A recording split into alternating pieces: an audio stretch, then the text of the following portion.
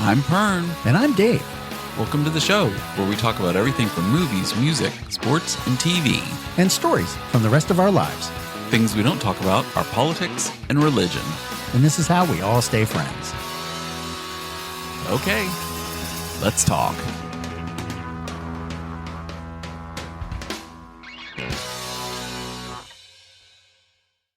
Okay, I'd be remiss if I didn't mention how deep your new voice is. So Dave and I were off last week. We took a break, and I was not feeling well. I'm still not back to anywhere near 100%, but my voice has dropped like probably half an octave. Yep. So I have the Barry White voice now. Yes. Sing you some love Yes, songs. let's get Singing you some love songs. That wasn't really a song, was it? Not at all. That wasn't a Barry White song? So okay, we but it won't sounded have like any kind of a Barry White rights, song. Okay, cool. So no issues with that. We don't have to pay any royalties. Not we at don't all. have to Not do at any all. of that. If anything, you'll get the royalties. So that's all. Oh, right, because I wrote it. You wrote it. In the style of Barry White. Yes. That's what I did. Mm-hmm. So I wasn't feeling well this past week. Dave, same. So last week we just decided to take a break, and now we're back. Yep. And hopefully seven and a break. So we can't just do more than seven. We joked in episode 7 that was it. That was going to be it. Oh wait, yes. that oh may my have God, been. they did. Wow, they just cut it off right there. But when they hear this one, they'll Damn. be surprised. So Because I'm back. it's a whole new story. Actually, Pern's a replacement. It's not with really special guest, the not dead Barry White, him. Not dead. who is dead, right? Yes, he did pass Barry away. White. Yes, we can go with that. Okay. I don't know. So Barry White and Teddy Pendergrass, both of them had the deep voice, didn't Yes. they? Yeah, And they're both passed away, right? I believe so. Yes, that's another fact check we're going to have I think to get we're on going to that. have to do a whole new segment on Who we believe is dead or not dead. dead. Or not. Oh, that would be And do dead good. or We can not. do that for actors. We can do that for musical Okay, talent. that's going to be for a future show. That's I a good would idea. have We to just came up put with that away. So Put that file that one away. So and, listen to future episodes. Who for, knows? Yes, for We've got so Dead many or Alive. segments. We're two idiots who don't really know if they are dead or alive. Look, everything Okay. comes together on the podcast. We don't even whole week's worth of not putting fun. stuff together, and then just it all comes together. And then it in all our comes head together. at once. So yes, I'm doing very mildly better. Not much. Still on the backswing of it. But I'll get there. And I'm pushing through. And because we've got so much stuff. Because we didn't talk last week. We both got to like last Friday, and we texted each other, and it was like we feel like we forgot to do something this week. Yes, it definitely was a hole in the universe. It was. It was really weird. I missed it. I was like, or it was maybe I was driving home Thursday night, Friday morning from work, Right. and I was just like, What happened last I'm like, week? what? Well, it wasn't even what happened last week. I was like, I want to go home and record. I've got stuff I'm thinking about, and Yes. I want to go home. I'll We totally didn't. forget it. I had the void. It's meat. We got it. We got to put this do. going. So, we got to cook this. And some of the main stuff was my push for getting movies watched before the Oscars, which happened this past weekend. Right. So a lot of my thoughts were on the movies that I caught up on. Okay. And I ended up my final count for Best Yes. Picture. I watched 9 out of the 10 Holy moly! Best Pictures. Do you want to know how many I did? I have a number 2. You've got one. I've got one. I watched You watched Oppenheimer. Barbie. I watched Oppenheimer. Oh, you watched Oppenheimer too. I did. Watch Okay, Oppenheimer. so you've got 2. I did. Oppenheimer and Is it- Barbie. Yeah, but Barbie wasn't part of the. That wasn't a Best Picture? No, it was not. I swear to God. That was I the thought it whole was. controversy of it being an issue. Oh. Was it wasn't part of Maybe I'm- of that, but the Oh, others. okay. Well, maybe were that's why I didn't pick it as my Oscar pick. more than likely. So Dave and I also did on Sunday. I sent him a text before the Oscars came on. I said, "Hey, write down your picks for these 5 Write down your categories." picks. I locked them in, and I locked mine in as well. And we'll get to those in a minute. We will break that open. Break open Right. the envelopes, and we will check our scores. Because Yeah, so we'll check that. Yeah, and we'll get there. But hold on. So we're gonna go back to the movies that I caught up on. yes, all your movies. So one of them that like out of the blue that I watched was Nimona, which was the animated one. Yes, which which our didn't win. our good friend Tristan like told us to watch last We summer. just gotta and watch. we I just- watched it, but and yes. you did, Then. and then I watched it. I have no idea what it was about. I now. just could I'm not. totally lost. Oh, you'll remember as soon as I mention this. Okay, I could not wrap my brain Okay. around the Spoiler alert. concept of their knights in like Star Wars futuristic time. yes, And I was just like, but again, I magic. either- right. it was I forget what I thought of. I was like, it's like a Knight's Tale meets Star Wars meets meets Blade Runner. That's what it was. Okay. Yeah, where A Knight's Tale meets Blade Runner. Futuristic. Yeah, futuristic, and it was just, but it was knights, medieval, and then futuristic, medieval. Yeah, and I really struggled with wrapping my head around buying into it, I guess. Not wrapping around it, but buying into that. Okay, I get that. In that part of the story. I mean, I get the ingenious of, oh, yeah, it's quirky, it's clever. And right. I mean, yes, and the script was funny because the girl who you think she's good and then she's really bad and she's the bad guy, blah, blah, blah, and all this stuff. And like her lines were, one-liners were fantastic. Oh, gosh. The script was really good. Oh, the other thing I couldn't get past was the actual animation itself. It's like I kept waiting for the computer to render the animation so I could watch it. Oh, wow. And it never did. It was just like, yes, it was very blocky, and I know it's a style. Right, I know it's a style, but it is exactly. I was not a fan. I like literally was like, I'm waiting on the computer to render the graphics for the final product. And I was like, where? It did seem a little unfinished for a final product, but I believe that is part of that style of that drawing, because I believe if you look at some of the Rooster Teeth stuff when they did the RB, I can't remember. I don't know what that is. BWY or something. Rooster Teeth, they did their own animation. That is some of that type of style where the animation looks a little blocky. Gotcha. I mean, I can't really explain. Anyway, it is a thing. So that was my thing. I mean, it was funny. It was cute. I watched it. Yeah, it was okay, and I was like, okay, but no, I don't think that's going to win an Oscar for best animated film. And you told the future because it didn't. Because it didn't. No. Because now we know that it didn't. The blue heron, the one you called originally back from episode 2 of our podcast. Yeah, when we discussed the Oscars originally, when the nominations came out. Yes. He said the boy in the blue heron. I believe I do have it on record that it did. It recorded it online. And you were like, even said, because, there's no question. Because I was like, Spider-Man, the whatever one. And you're like, and no, unfair. it's the boy in the blue heron. That's and it should have, because I believe that the Spider-Man one made more money than this. Yeah, but it's not about what makes the most money. No, it isn't. But I believe popularity should play in that. I mean, maybe best picture is also subjective, right? I mean, you kind of can say everything is subjective because certain people have an idea of what's good, because there are certain things that make a crap load of money. Yeah. And those things are not usually on the list. Some of the comedian Fast and Furious. Sorry. I mean, if you think about it, some of the movies that are actually produced have a better story to tell and also are more entertaining and imaginative. Yeah. And they just don't get any kind of credit as far as an Academy Award. But yeah, I mean, yeah. But again, you kind of have to pare it all down too, right? You pare it down to 10 at this, now. 10. But before really it wasn't always still 10. 5. I wish it was still back at 5. Right. They really, but then you get all the controversy about snubs and all that bull crap. But then people tune into that stuff when it's that. So there were, again, we'll get to the Oscars. Let me get to the movies and we'll get back. Go ahead, the movies. So then I still had Rustin and Naiad on Netflix to watch. Right. So I watched Rustin, Coleman Domingo, who played Rustin. So the movie opens and it starts at this table where like there's a guy and he's talking to these two people that are in their little party of, protest thing, whatever. His character is introduced like he's doing a stage performance. He like literally comes out of the shadows in the back corner of the room with his big voice and like a narrator. This is what his character's like, my character is entering the scene. You're watching a stage performance, like play and all of like we're watching a play, or like we're watching a play, and he's the lead actor, but he hasn't been introduced yet, so they've started the play, and then he comes out and it's supposed to be like, here I am, this grandiose, I'm now in the movie. Wow. And I was just like, so right at the beginning, trying too hard. To be a movie? I think way too hard. So I don't know if you ever watched Fear the Walking Dead, but he was the guy who played Strand on Fear the Walking Dead, and he was great on that. Mm-hmm.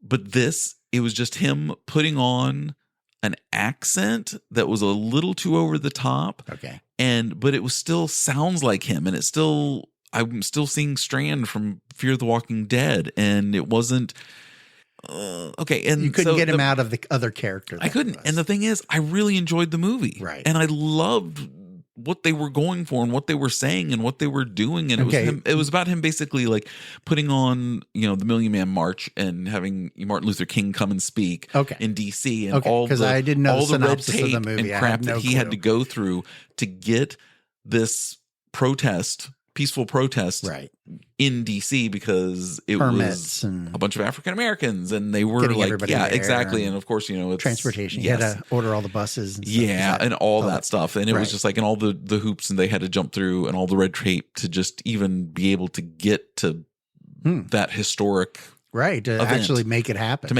And he was you got to imagine there's all that stuff that happens behind the scenes when all of history is occurring. Yeah, I mean, there's a lot to that. But his character, I really enjoyed the story. I was like, wow, I really would have liked to have seen maybe someone else in the lead role. Still keep the same, but he just didn't. I couldn't buy into him doing it. But I thought the movie was really good. Okay, I really thought it was a great story, great stuff. Right, but I didn't think that he was worthy of winning the Oscar. Because he was best actor. Best actor. Okay. Yeah, best actor. So I was just like, okay, next one. So then I started watching Nyad, which is Diane Nyad. She was the woman who was swimming to the Florida Keys, trying to make it across to Cuba. Yeah, from Cuba to it happened in the 80s, and she was a swimmer. Yeah, and she was in her first attempt, she was swimming in how far is a cage. I forget. It was 100 and I should know it. They've said it a million times. You would think. I mean, but yeah. Okay. So she was in a cage for the start of it and then turns around and this is a whole different attempt. She didn't make it when she was in her 20s. She tried it and didn't make it. She ends up attempting it something like 5 or 6 times. Wow. And one time she gets stung by jellyfish really bad. Oh, I can imagine. So then the next time through they make her this wetsuit that can't be penetrated, and then she has to wear this mask at night because that's when the jellyfish are out, and trying to swim across from Cuba to Keys, the Florida Keys, and the first person to do it. And it's just following her journey. And it's Annette Bening, plays the lead character. She does a great job. Okay. But Jodie Foster is her best friend. Right. It's Jodie Foster being fantastic as always. Right. She was pretty good in the True Detective, so I can see that. And I had her picked as my Oscar nomination pick. Right. For Best Supporting Actress, because I did watch all of the other movies. I don't know. I just thought she did the best job. Right. Because, she's classic Jodie Foster. She's always good. Right. Always good. Right. So the 2 movies I had left after that to watch were American Fiction and Poor Things. Poor Things, right. Which were American Fiction has only been online to purchase for $24.95, and I'm like, I'm not going to buy a movie again. If it's on one of my 1,000 streaming services, I'll watch it. You'll take care of it, but till then. And then Poor Things was it still in the box? I don't know if it's still in the theaters. But I'm not sure, but it's not on. I don't think it's on any streaming. No, it is. It went to streaming 2 weeks ago. Oh. And it was again only available for purchase for $24. I'm like, I'm not going to buy the movie just to report. So I'll wait. So on Thursday of last week, I go and I flip over to see if American Fiction had gone to rent yet. Right. Because I had rental credit or something, and I was like, okay, well, I'll rent it and watch it for $4.99 or something. Oh, there we go. So I flip over, and it's not only available, but it's now available free to me to stream because I get MGM movies or something. Oh, wow. As part of my package from my cable. So the $24.99 price was you to buy it so you can watch it all the time. So you can own the digital copy. Oh, for Pete's sake. But if you ever leave your service, right? Well, then it's just gone, right? Yeah, right. Because when you didn't have it on a DVD, if you bought it for $24.99, you'd have it forever. Yeah, and you can just go in the service, put it in whenever, right? Freaking so it was technology. I know, and because they have the right to take it away from you at any time. At any point, they could put it in the vault. Apple was doing that with music, people downloaded years ago, and they go back to their catalog and where did that song go? And it's not there anymore, and you've got to buy it again. Why am I buying it again? I already bought it once, and then whole nother tangent. That we're going off. Sorry, gosh, yes, something we hate. Anyway, yes, here we go. So last Thursday, I turned on the TV when I got home from work, and American Fiction was now available to stream on MGM Movies through my Xfinity for free. And I'm like, okay, great, awesome. I wanted to watch this. I then went over and checked and saw that Poor Things was also available now. There were other options outside of just buying it. So I click on it and it's like, oh, it's available for streaming on Hulu. And I was like, so there's your plug, Hulu, for Poor Things, the Academy Award winning, Poor Things. I'm like, great. So I can watch both of those this weekend before Sunday. So I can see 9 out of the 10 nominated films. So I watched American Fiction first. Okay. And I wasn't crazy about it. Okay. Because if you watch the trailer, did you watch the trailer for it? No, I didn't. Okay. Synopsis. The Quick trailer. synopsis. The trailer makes it out to be a comedy. Okay. And then the movie that you get into and start watching is very depressing, and it's about the Dark loss comedy? of his sister who dies of a heart attack, and how his mom has dementia and early Alzheimer's, onset of early Alzheimer's. And, Fun romp. Yeah, exactly. And then here we're going to weave in this little bit of funny parts about like how he's an author writing books, but they don't think he's quote unquote black enough. And has to start, writing. That's the line of comedy that they're going to weave through this. Right, through the dark family side of it. Wow. How he's this, from a family that's, had money, and they have like a beach house or a lake house. No, it's a beach house on the water, and how they're going to have to sell it because, their dad, he'd actually killed himself years before that. Yeah, killed himself, not just died. And I'm like, this is like a lot. Wow, and I mean, it's not even, it's not a dark topics. comedy.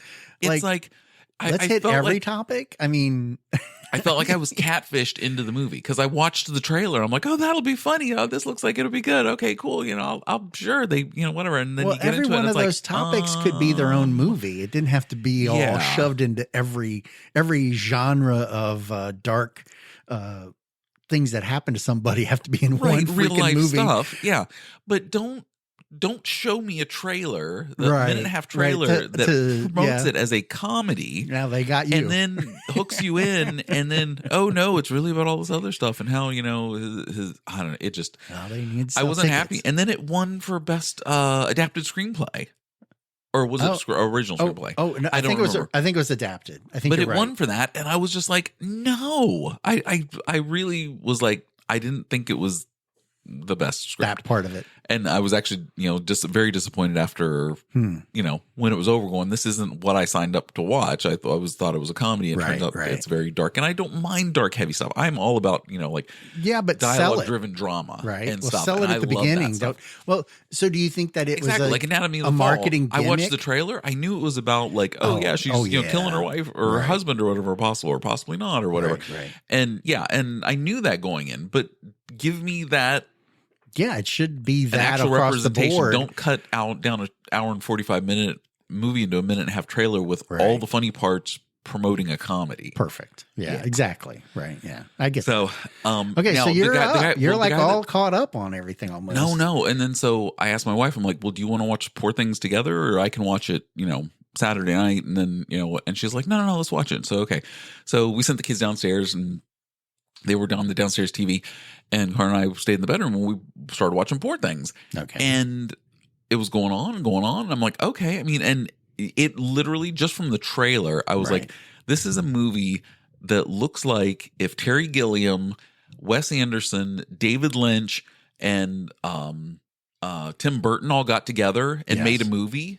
Okay. That's what it looks like. So all those elements of those. Yes. So it's only, and the guy Yorgos, I can't remember his last name, the director, right? He's obviously influenced by those four people, or else you wouldn't have seen those elements in the movie itself. Yeah, exactly. And that's how it should be, right? I mean, evolution of movies should, right? And but look, you look at somebody like Tarantino, and everybody's like, there's always the argument, oh, well, he just rips off everybody. Oh, he's a great director. Well, I mean, he takes it all in, but he doesn't, tell you that he's not doing it. We know that's how he is, and we know he's a fan of those genres, and we know that he's the first person to say, oh my gosh, but that's what we watch. The last sort of samurai or whatever it was. He wouldn't have that many movies out if we weren't watching them. Exactly. Right. So he's doing something right. So I don't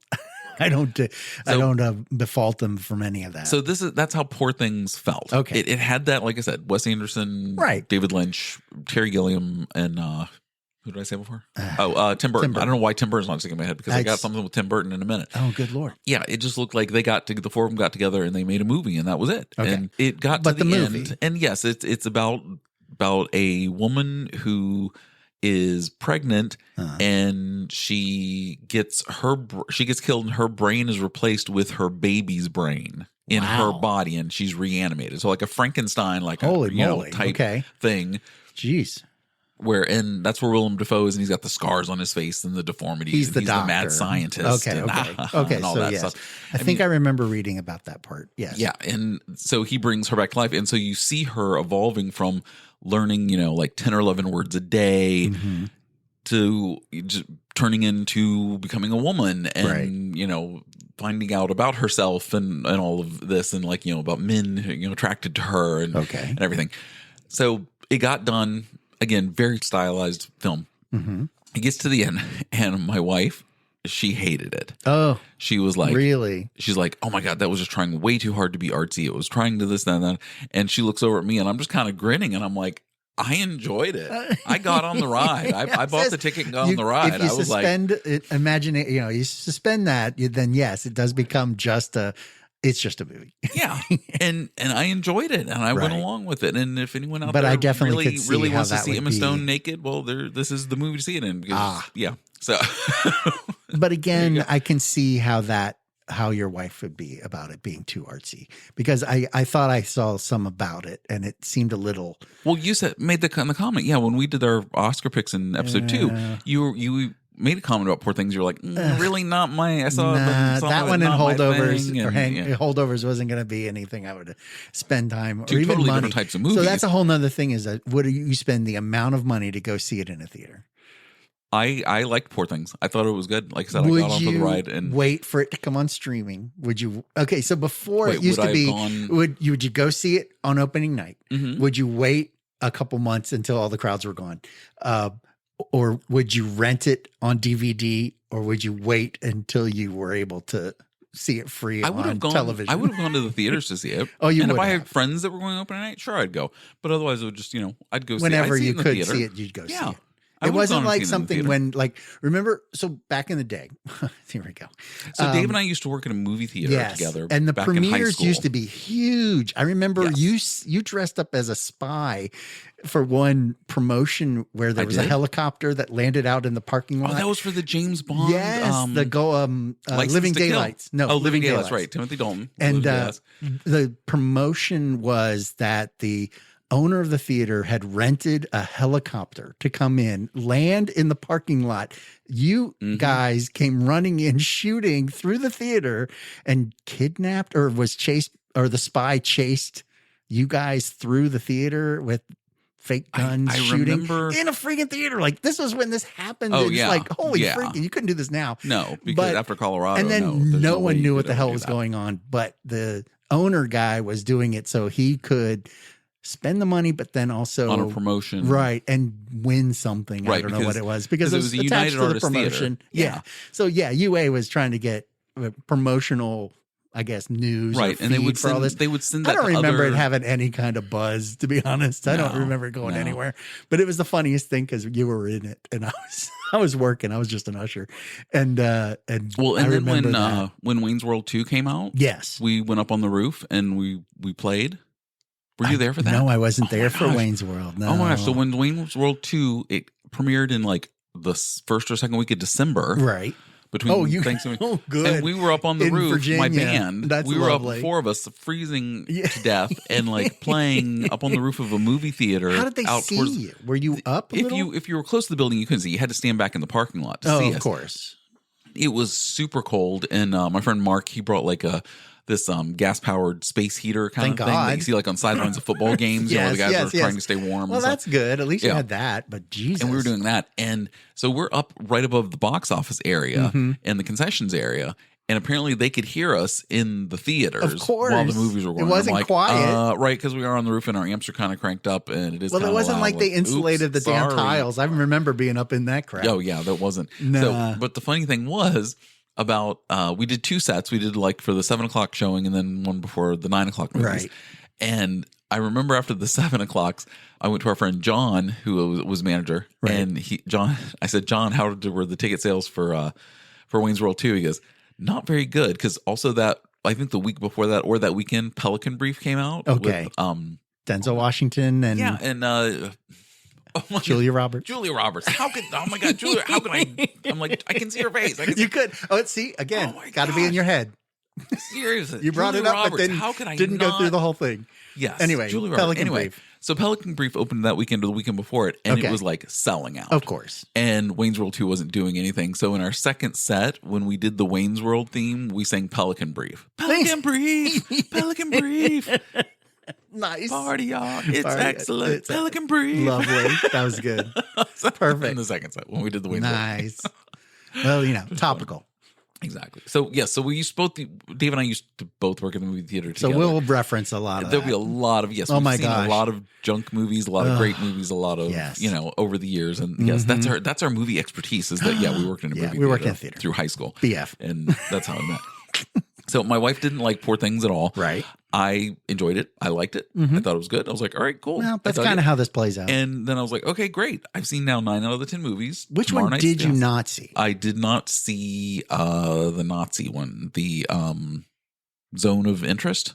Okay. The Zone of Interest. Yeah. It's like half German, half French, half English more or reading. something. Oh, Jesus. Yeah, or something. Yeah, more. Well, that would have been a lot of reading. Well, it actually it won the Oscar for Best International Film. Okay. So it did something. But I didn't see it. It's not on any of my streaming services, and that's the only reason I didn't watch it, because it's That's not weird on one of that my streaming it would have services. won international, but then turned around and then could have won. Didn't win Best movie. Picture. Yeah. Yeah, at our Oscars. That's interesting. Anyway. So you didn't watch any of the Oscars at all?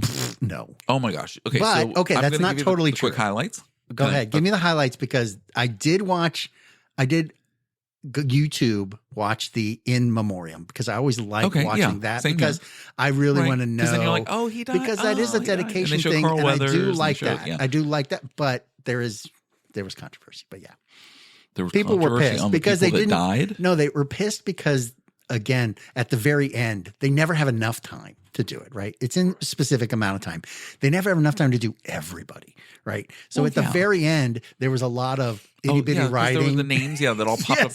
Could you read it? Could you even read? I couldn't even read it, and I paused it, and I couldn't read it. And on YouTube, because it was the shot from the back of the theater. Yeah, and that's another thing that people were pissed about, is because they were watching more of the interpretive dance that was going on in front, and all of the the conducting and all that, than the actual show the damn idiots on the screen, as opposed to the singing and the interpretive dancing. And I get it. It's a touching moment and all that other stuff. But again, you're there to represent the actors and the actresses and even the, the producers and directors and staff and everybody that is back, behind the scenes doing all this stuff, that dedicated their lives to actually present entertainment for people. So there is a lot to that.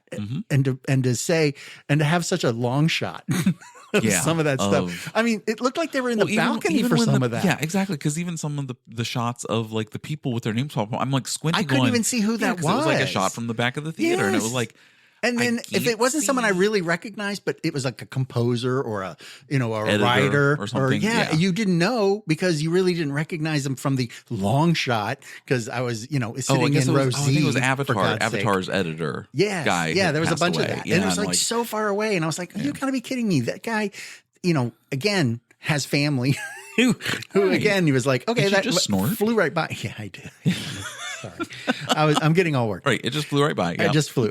I get excited. But anyway, but again, that's, I would thought that would have been something a little more solemn, and it didn't have to be dancing and all that other fun stuff that occurred. So show the damn. So memorial. I thought Jimmy Kimmel was really funny. Okay. I've not really controversial. I mean, I don't watch what his he was show. Saying. Well, it's gotten to the point where ever since Ricky Gervais started doing like Golden Globes and all that stuff like that, it's almost like a roast when he's up there. Like, you're not safe if you're in the audience. And now comedians have started going that direction with more of that humor, where it's like, okay, we're going to roast the celebrities as they're sitting there. I'm like, well, good, because you're sitting here honoring them tonight for doing their work. Okay, right. I mean, I don't get offended. Do you think any of them actually get? I do my work at work, and I don't get like little awards and trophies, and maybe we should have like. But you also don't get roasted either. There's no one commenting on every little thing you did wrong over the course of a day, I guess, or in your life. So anyway, so he did some roasting, which was all harmless and in jest and stuff. And fun, but the moments that I thought were the funniest, some were a little hard. Like some got a little like early, like a sigh and then a laugh. Like, okay, I was like, okay. Oh, they got it. Oh, okay, I get that. Okay, like, okay. Well, thinking man's jokes, I get that. Okay, cool. But I really liked when Schwarzenegger and Danny DeVito came out together. I saw that part too.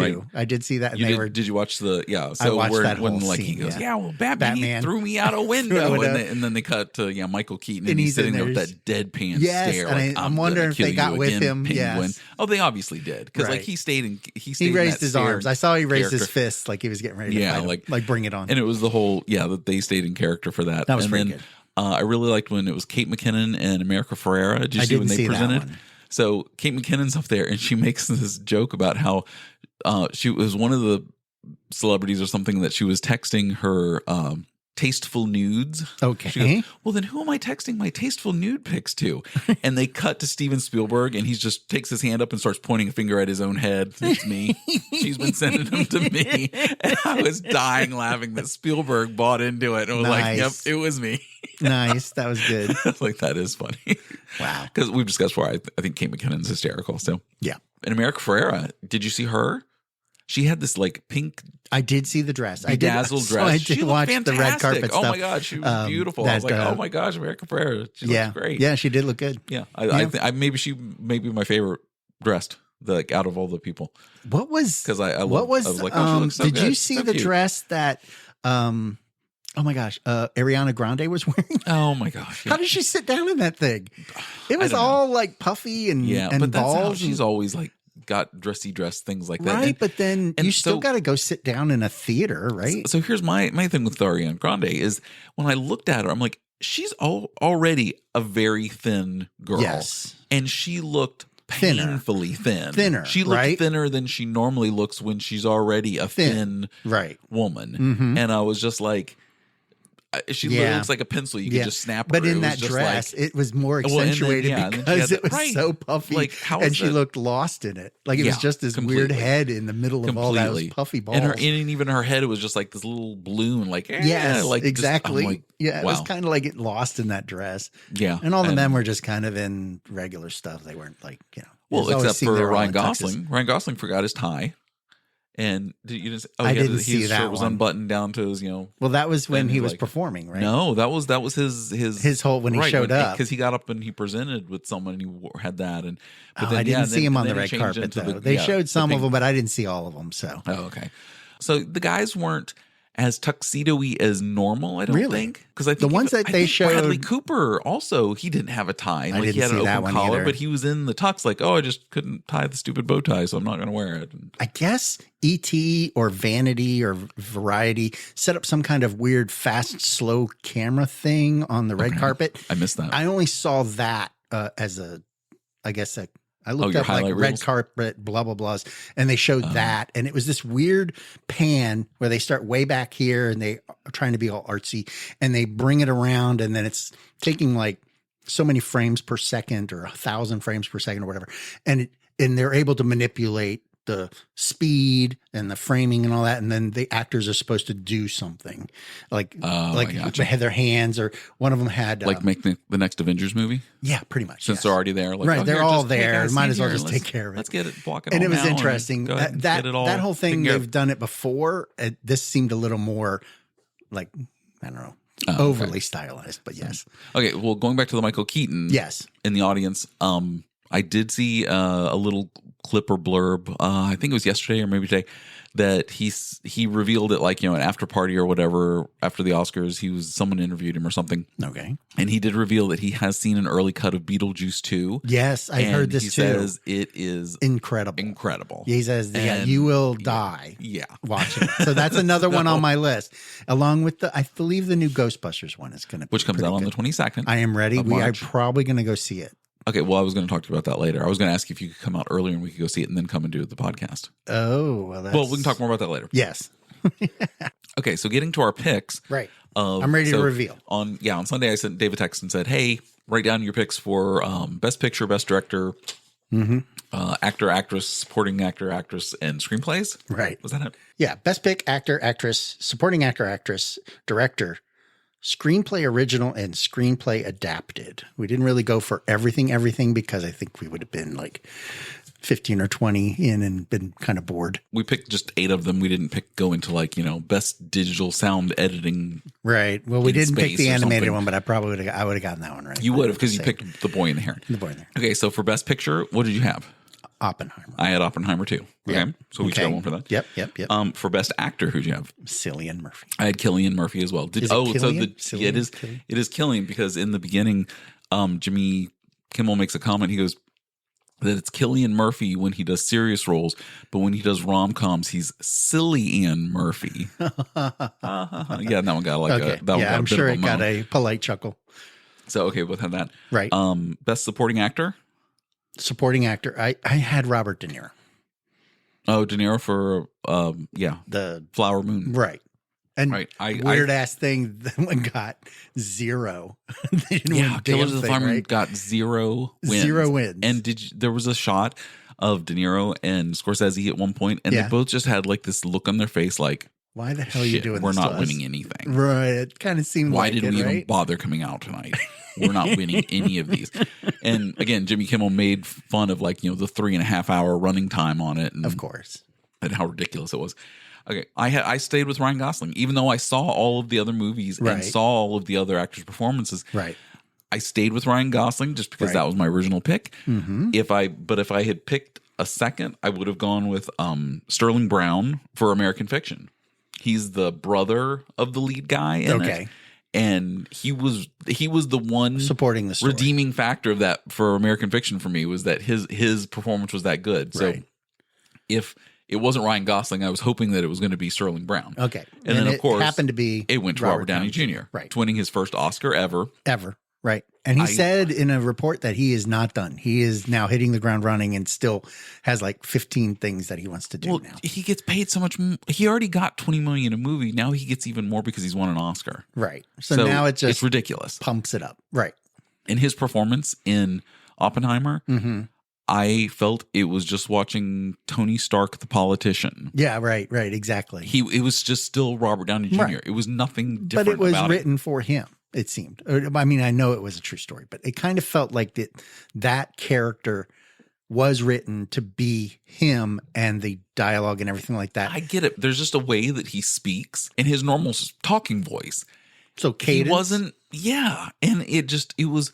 Oh, it sounds like Tony Stark with my little rapid fire. I'm going to talk this way. I'm going to talk that way. A smart one-liner on this way. Okay, I'm going to talk like that. Okay, and it was just. I do understand that, but again, you're getting that with the person, right? You pick these actors to do those teams, and are they bringing new things, or are they being them? You know what I mean? So I just didn't think it was Oscar worthy performance for him. I just thought it was, like I said, Tony Stark as a politician. Okay, what did we have next? We had actress. For actress, what did you have? Lily Gladstone. And I thought that was going to be the sympathetic pick, but I also believed that the story wouldn't have happened unless her acting was there. You know what I mean? It seemed like that was a necessary. I still hold to it. I wish at the end of that movie she had just grabbed a shotgun and killed De Niro and DiCaprio and all of them. And that would have been the story. Sons of bitches. That probably would have been a better ending. That would have been a way better ending if she had just, and then she would have got an Oscar. Lily Gladstone would be at home with her Oscar right now. Because that would have been, here's the story. I blew off, Leo's, what's. Right. I had picked Sandra Hüller for Anatomy of the Fall because I thought she was great in it. Okay. And it was really, I was also even though you didn't like the ending. I hated the ending about not knowing if she did not knowing if she did or not. When the way they did the presentation was they would have 5 previous winners come out, and then each one says one line about one of the nominees. Okay. So the woman that spoke about Sandra Hüller, she made the comment about, she goes, "Oh my gosh, you were so great in this movie." And even, about a woman, put on trial for murdering her husband or not. And she goes, "Honestly, I still don't know if you killed him or not." And I'm like, well, I'm glad it wasn't. No, that's kind of what we're going with here. And that was the whole, but that was one of my complaints earlier. But is that an artsy thing that you may or may not know if they really did one of those apparently like French English movies that just not finished the movie. Anyway, so I thought Sandra Hüller, who also was in Zone of Interest, right? Apparently, so she was in 2 of the nominated pictures. She was busy, but she was nominated then for acting for the one. Anyway, so best supporting actress. No, wait. Well, actress was who won? Oh, Emma Stone. Emma Stone. Yeah, Emma Stone for Poor Things. Exactly. Which I was like, I'd watched the night before and I was like, okay. And then my wife found that out. Did you get that though? Did you think that she could, that was fair? Yeah. Okay. Because she did put I would in a agree performance. with that. She put in a performance. Right. That, yes. Yeah. I would. So she's got two now. I would have no issues with her that. money But she was great in La La Land. Yes. Did you ever watch La La Land? No, God, no. Oh my gosh, she was great in La La Land. Was so there reading Ryan Gosling. in that one? Was there reading in that one too? No, there was no reading. Yeah, it seems like he's in a lot of stuff. Well, his new one that's coming out is Emily Blunt and him in Fall Guy. Yes, I watched the trailer for that. I did see the trailer for that. I think it's going to be not sure stupid, how I feel about funny. that because I loved the original Fall Guy with Lee Majors. Oh, that was a campy version of the same thing, but yes. Yeah. I do get that, and I don't think they're revisiting that style of the whole thing either. And the way the trailer is, there's no way. But I do like the storyline. I love the storyline that is that type of. Yeah, they're kind of leaning on the fact that there's a mystery, but not a mystery, and or something. Yeah, it was. We're gonna. I don't know. We'll see about that. You know what you're getting. It's like an A-Team movie. Oh you're gosh, getting into the same exact thing. Okay, so for so supporting actress. Stone won. So then for supporting actress, who'd you have? Divine Joy Rudolph. Okay, for The Holdovers. Randolph. Randolph. Which I watched The Holdovers. She was very, very good in it. Right. I didn't think it was supporting Oscar-worthy.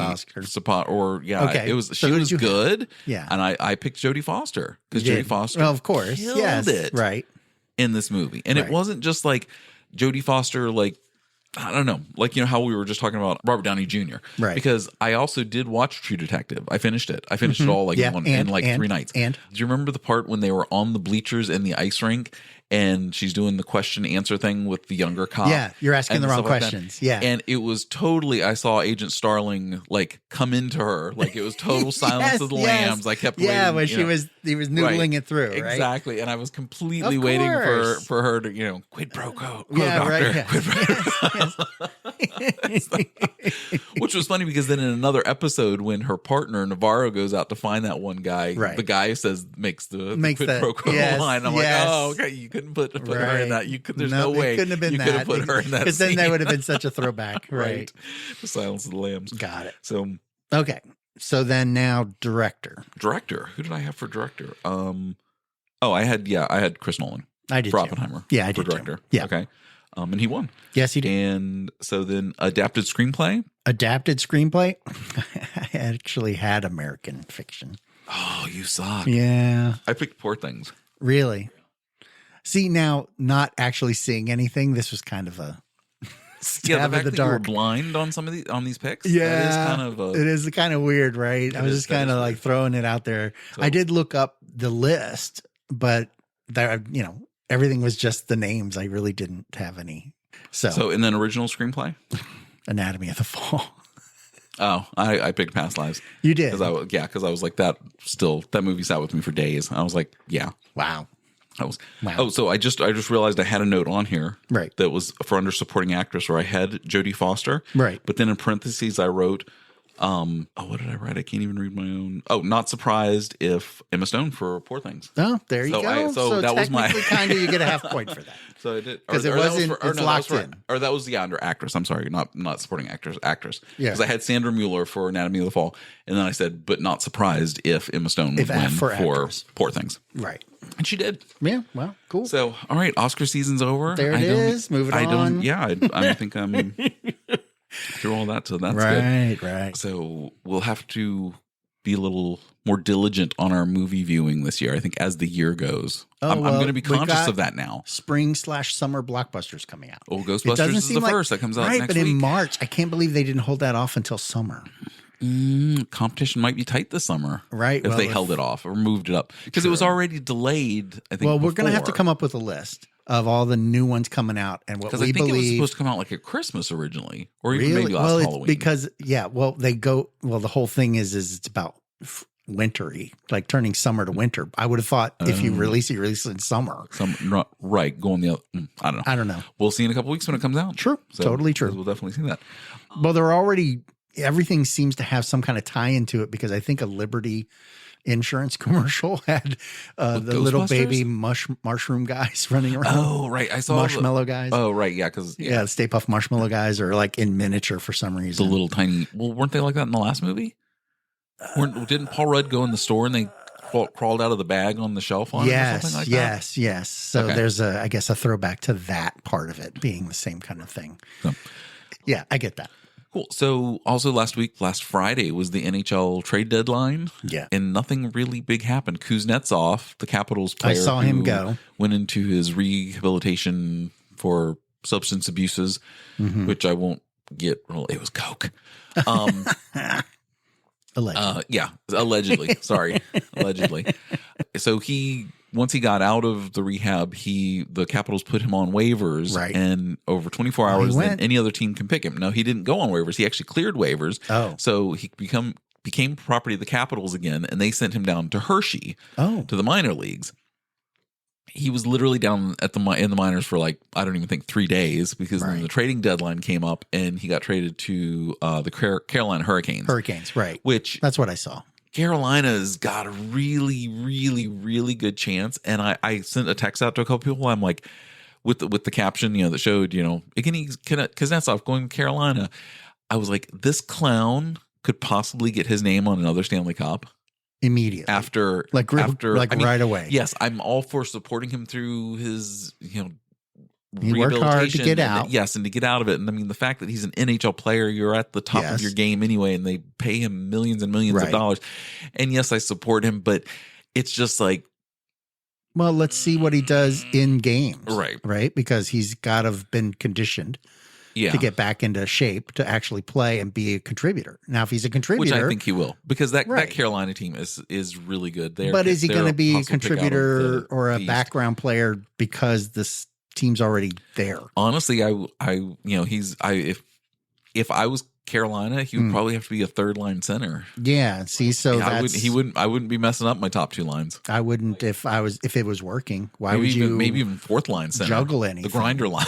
Right. Why would you juggle anything to your fourth line? Right, exactly. Because he is fast. Right. And he can score occasionally. Yeah. Well, so my Sunday was fun. Okay. Everything was going fine, doing regular stuff, just going about my own business, and we were cleaning. We rarely clean the house, so we clean the house. You're always telling me to clean. Are you lying to me? We're always cleaning. You're saying I can't get online. I got to clean. I'm cleaning. Got to clean. I can't play video games. The house is clean. We're in the middle of cleaning. Got to clean. Okay, well, again, when it has to happen, it happens. So we do clean. Okay. But I'm cleaning the stairs, and we have those wooden stairs in my front area in front of the front door into the foyer area. So I'm on those stairs vacuuming with my canister vacuum, and I walk down the steps and I swear it seemed like it was a cartoon. Like I stepped on the hose to the canister, and when I step on it in my head, it was like a cartoon, like the vacuum was piling up and getting ready to explode, I guess. Because I stepped, which is totally backwards because vacuums don't work that way. They go out, not in. But I stepped on it, and I think what I thought is I have to get off this thing. It's making some weird noise. And I stepped onto my left foot and rolled my ankle. Oh my gosh. So I roll my ankle, and then in order to be in pain or not be in pain, I jumped off of that foot, not realizing that my right foot hadn't gotten set yet. Oh. And then I pitch. So full collapse. And not only do I pitch, watching a tripod tilt over. 300 pounds of man pitching into the ground. But I didn't just hit the ground. I bounced my knee off of a terracotta pot we got sitting there. Oh my God. I bounced this thing off with full weight on my right nasty, leg. It's nasty. It's all pussy and scabby. Up and scabbed up. It looks like he was like a kid out on a playground. I didn't know ate it in the mulch or something. So I drop onto the ground. I'm on my back, turtling back and forth, just going, oh my God, Jesus. I don't know if I was more angry, but everything hurt. Like my back, of course, I'm just getting healthy with my back, right? So I had back issues, my knee, my ankle. So I was a mess. Lisa gets me up. It happens. And she helps me to the chair in the office and just kind of props me up. And, God bless her. She went ahead and finished cleaning so I could sit there and just stop hurting. Oh, I just had to stop hurting. Jesus God. I just had to stop hurting because everything was hurting. And my knee never stopped throbbing all night. It just kept throbbing. And this was Saturday? This was Sunday. Sunday. So then into Monday. Oh, which is why you didn't watch the Oscars then. Yeah, I was on my back. You never watched it. No, I never watched it. But yeah, but again, I finally get through Sunday night into Monday, and then I wake up and I can't walk. Like your legs is frozen, swollen. Like it just won't. I can't put any weight on my ankle. I don't know which leg to limp on at this point. I can't get downstairs because I can't bend anything. You have to scoot down the stairs on your butt. It was a freaking disaster. I need one of those carts now. I need one of those little electric chairs on stairs now. Oh, the rascal. Yes. The elevator. The elevator chair really slow kinda, up and down your stairs. It just kind of takes me around like up. And you get to the bottom, you're like, God damn it, I forgot my reading glasses. Shit. Back up. So if I can, I'm getting older, but I'm doing it to myself. I am basically destroying every itty bitty piece of working material in this body right now just by doing stupid stuff like that. Yeah. And I don't know. Old. But freaking last summer, do you remember I fractured my foot? I do. Because of the bee thing? Yes. Oh my freaking God. That. I do. That was stupidity. Falling apart. Everything is a mess. Apart. So yeah, eventually I'm just going to like break apart like Death Becomer. Right. This past week, I was at work, or no, maybe it was the week before. I don't remember. Within the past 2 weeks, because we didn't record last week. Yeah, exactly. So everything's I'm in the lobby of the ice rink that I work at, and this guy goes by who I know, I'm friends with him. He plays on, adult league teams and stuff like that. Right. And he just walks by and goes, "Hey, Pern, I've been listening to the podcast. Great job." Excellent. I was like, "Oh, thanks, Doug." So I'm giving Doug a shout out. Doug. He says he listens to episodes while he's goes on his walks with his dogs. Sweet. I was like, wait, that's awesome. Well, that's how you do it. Cool. Exactly. Yes, you're out of the house. perfect. Just listen to us two idiots Excellent. talking about stupid stuff. And well, if we got to the end here, we are not breaking up. The coconut didn't do it. It was exactly everything else. We stayed together up for yes. So we can put our differences aside and still realize that coconut is not going to separate. We buried the coconut.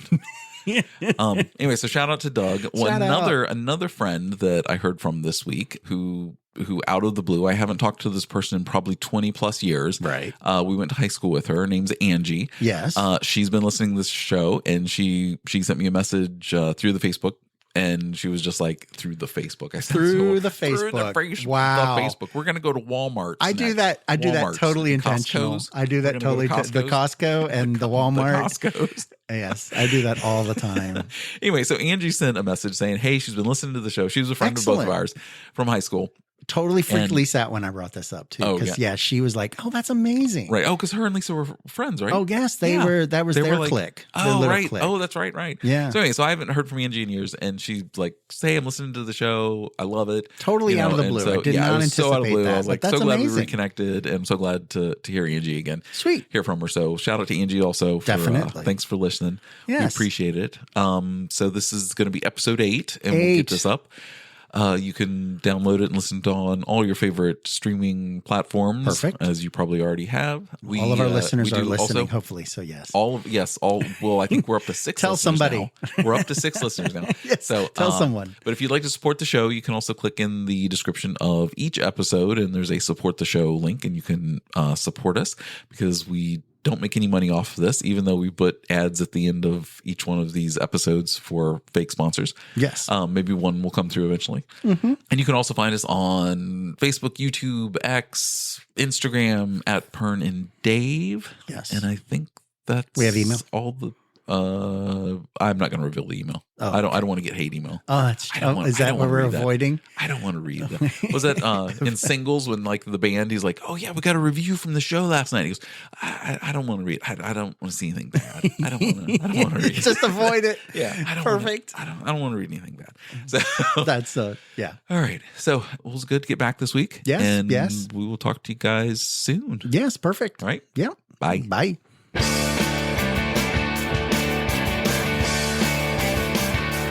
Pern and Dave, Let's Talk is brought to you by, Pern and Dave and Hey Adobe, the little car made of clay, and the good people at McDowell's, home of the Big Mick.